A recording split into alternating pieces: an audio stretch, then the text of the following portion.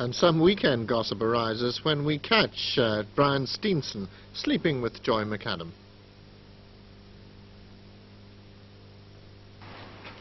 Number 106, Eugene Megan, last but not least on the road. And another stage is completed. As the marshals head for home, time is now running out for Jimmy McRae in his climb back up the field. Determined to the end, the Scot assesses what his final positions could be on the leaderboard. Well, hopefully, I think the best we could expect would be third, so we're aiming for that at the moment. One little surprise for you, perhaps, Penty Ricola is not quite as close as you may think, because he was just pushed out at Park Ferme again this morning, which adds on another 30 seconds. That's right, 30 seconds penalty for that. So that gives you a bit of breathing space behind you anyway. Yeah. We're having problems just now, they're changing an oil pump. I just hope we can get away from here in a couple of minutes' time. At the next stage, the gathering crowds are licked into shape. Some of them will have been here in the heat wave 2 years ago, when the action was unforgettable. Perhaps that is why the gentleman has acquired pole position. Back in '81, the same location looked something different, but Vauxhall driver Jim MacDonald will remember it vividly.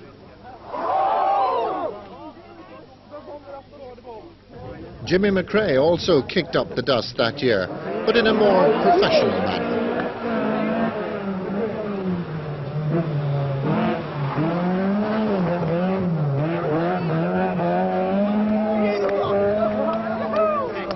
Today, Jimmy is now up to 6th, and his progress through the field will continue with driving like this.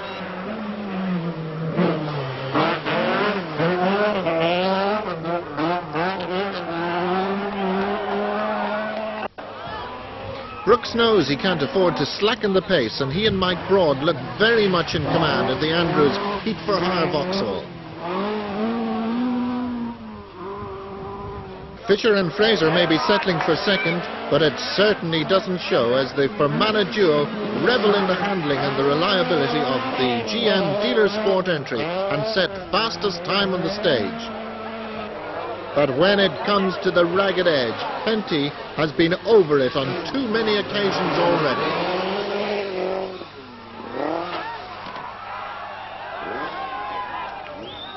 This incident cost Penty vital seconds and lets the German champion Harold Demuth slip-slide his Audi into 5th place.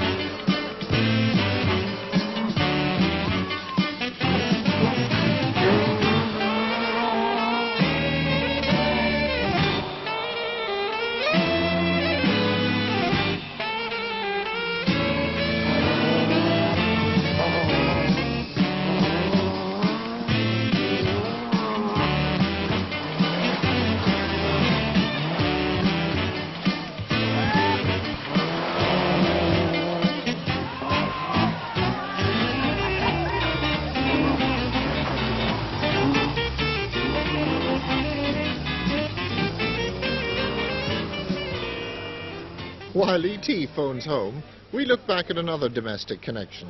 Co-driver Hilary Wilson has been telling her husband James where to go.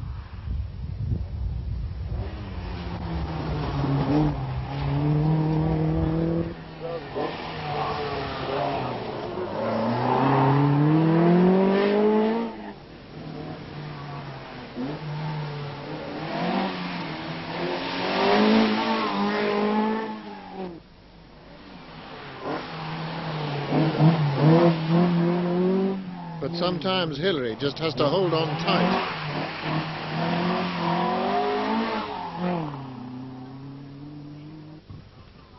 After a 15-minute service is on to the next stage, where the spectators include some of the country's top brass. Among them, the Chief of Police, the Minister of Hedges and Ditches, protected as usual by the Special Branch, who are no doubt on the lookout for shady characters. Holy Mount is the penultimate stage today before the long-awaited supper halt in Galway. It seems that Penty Auricola is very, very hungry.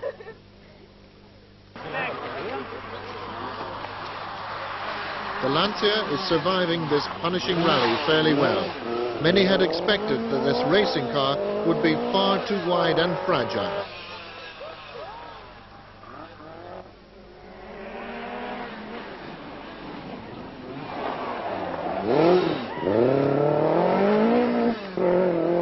Russell Brooks now concentrates on avoiding any mistake at this stage.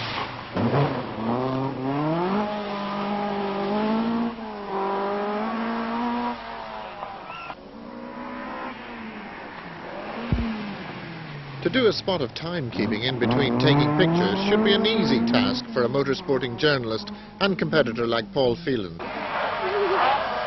Bertie Fisher tries to stretch it to the limits.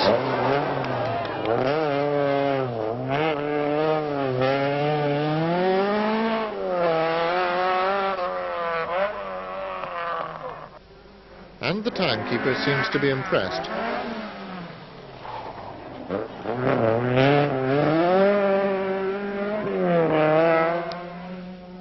Third man Brendan Fagan, still on painkillers, remember, is soon to retire due to an unfortunate road accident.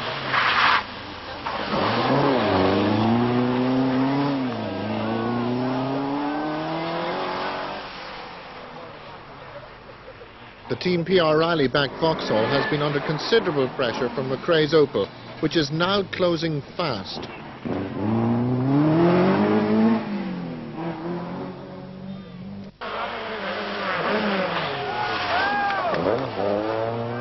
Jimmy has the Irish crowds behind him all the way.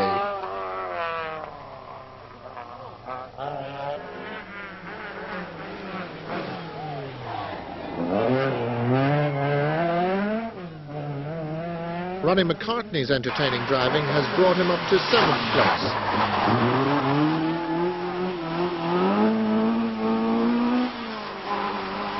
And he's now not far behind Ernest Kidney and co-driver Peter Scott in that Datsun.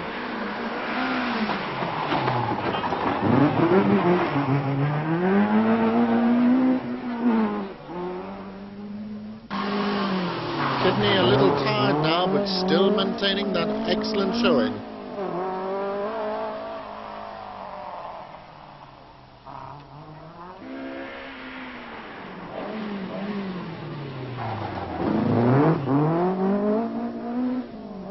And Stanley Orr's stylish driving of his RS2000 has impressed many along the route.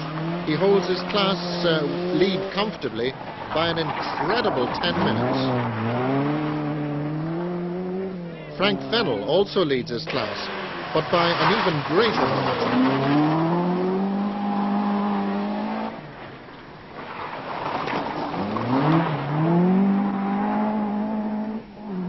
Fate is soon to deal a cruel blow to the Talbot belonging to the Knox brothers.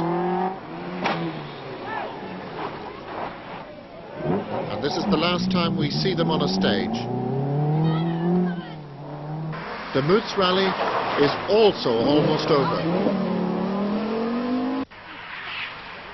Meanwhile, others try to pick up those vacating places.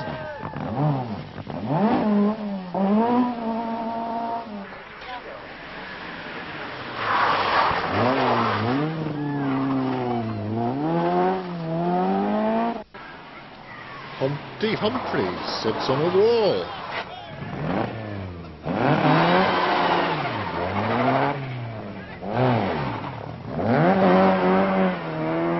The Wilsons are up to no good at all.